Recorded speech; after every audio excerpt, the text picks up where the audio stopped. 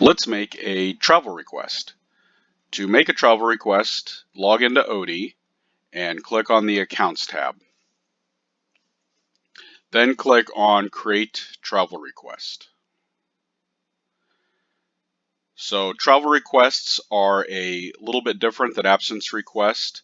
Absence requests are primarily for personal leave, and travel requests are for school leave, school-initiated leave. You can have multiple accounts on the same travel request.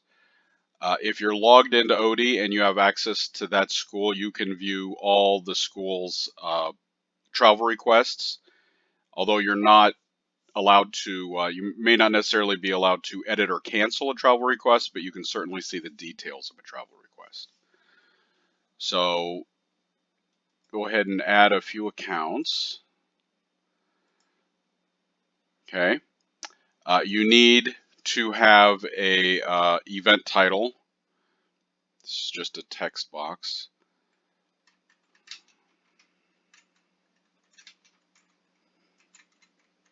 Okay.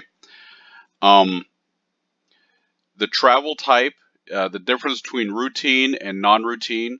Routine travel means it's something that is part of your normal job description and does not need approval. If it needs to be approved by your administrators, then you would select non-routine travel. We'll go ahead and just leave it routine for now.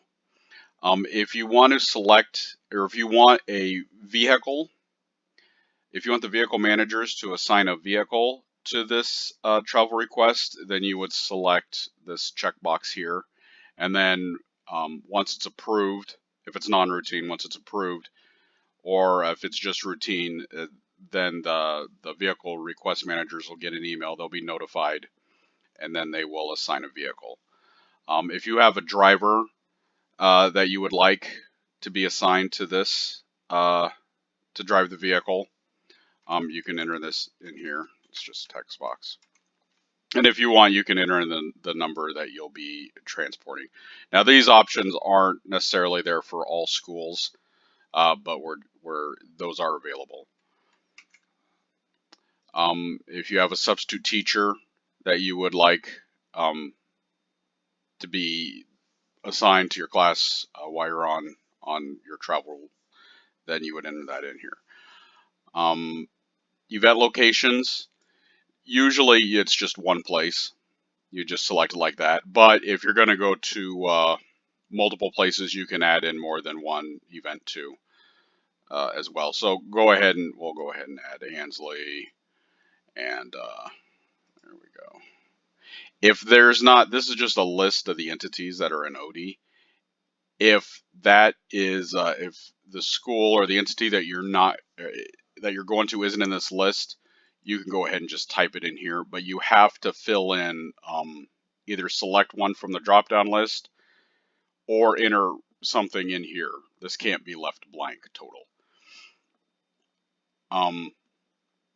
You know, on absence requests, you pick multiple days and then you adjust the settings for each day.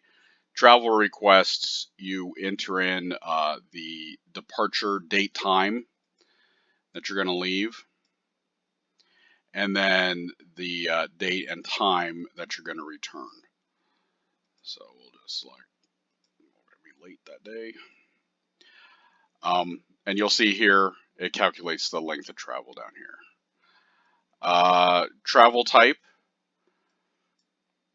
if it's required, sometimes these will be required.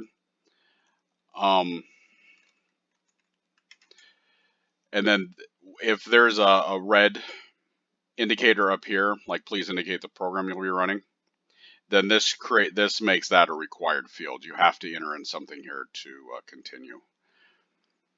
And then depending on your school, you might have these different options you can fill out too. So once that's all filled out, oh, and if you want, you can attach files. If you had like some receipts or some different files to go along with this travel request, they can be images, PDFs, Word documents, it doesn't matter. You can also attach them here usually just for record keeping. So then when you got it all filled out, go ahead and submit the request.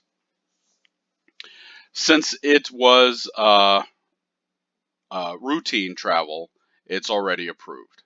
And it says so right here, approves since the travel is routine, no authorization is required.